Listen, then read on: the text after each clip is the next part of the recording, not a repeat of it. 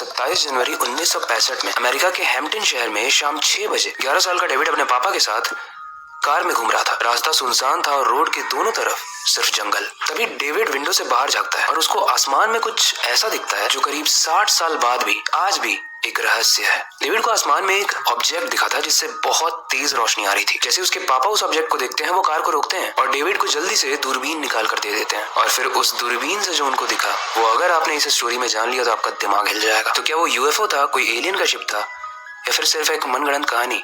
वही जानेंगे इस स्टोरी में। Hello guys, horror stories.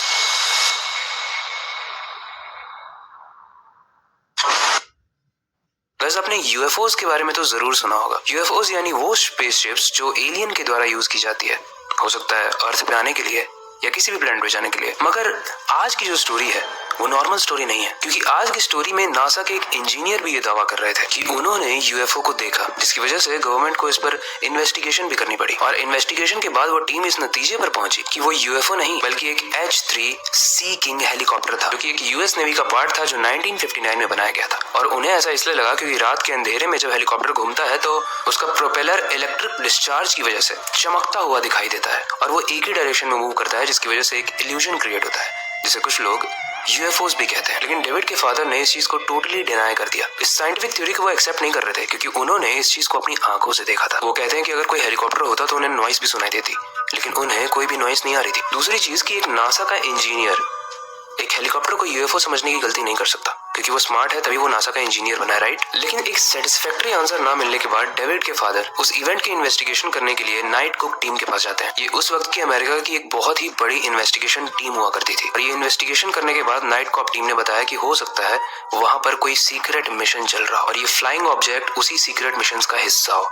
अगर आपको नहीं पता तो मैं बता दूं कि एरिया 51 एक ऐसी जगह है जो अमेरिका के नवाडा में स्थित है और वहां पर ऐसा माना जाता है कि एलियंस, जितने भी एलियंस जो दुनिया भर में लैंड करते हैं, उनकी स्पेसशिप्स को वहां पर लाया जाता है। उसके बाद उन एलियंस को वहां पर बेहोश करके उनके ऑर्गन्स को कट करके उन पर एक्सपेरिमेंट्स किए जाते हैं, ताकि हम ये जान पाए कि अगर फ्यूचर में कोई एलियन हमला हो जाए धरती पर तो हम उसके लिए रेडी रह पाए। और ये चीजें बहुत सेंसिटिव होती है, इसी की वजह से गवर्नमेंट इस चीज को बाहर नहीं आने देती है। अगर ऐसे कोई भी इवेंट दुनिया में होते हैं तो वो उसे डिनाई करती है, कभी हेलीकॉप्टर बोल के, कभी इल्यूजन बोल के, कभी मनगढ़ंत कहानियां बोल के। गाइस, उस केस की बस ये थ्योरी थी।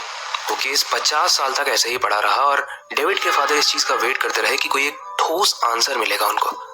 लेकिन इसी के बीच उनकी मृत्यु हो गई। फिर आता है 2012, जिसमें यूएस डिपार्टमेंट के डिफेंस पर्सनल्स कुछ पुरानी फाइल्स खोलते हैं और उसमें एक सीक्रेट मिशन की जानकारी थी। और उस जानकारी में से एक चीज उस इवेंट से भी कनेक्टेड थी जो डेविड के फादर ने और डेविड ने उस रात में देखा था, जिसका नाम था प्रोजेक्ट 1794। और इस चीज को इंटरनेट पे भी जाके आप सर्च कर सकते हो।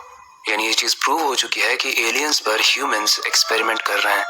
हो सकता है उनसे बचने के लिए, या हो सकता है अपने आप को और ज्यादा ताकतवर बनाने के लिए।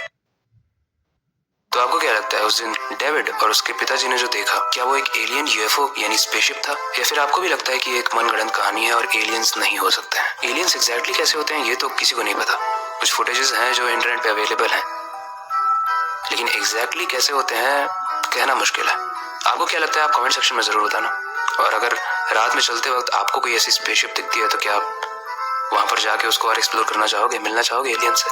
कमेंट सेक्शन में जरूर बताना। पहले ये वक्त आ चुका है इस वीडियो को एंड करने का और नई वीडियो पर काम शुरू करने का, लेकिन जाने से पहले मैं बस एक ही चीज कहना चाहूंगा, अपनी क्यूरियोसिटी को डाय मत होने देना, नई चीजें सीखते रहना, अपने बेड के नीचे और खिड़की के बाहर जरूर देख लेना।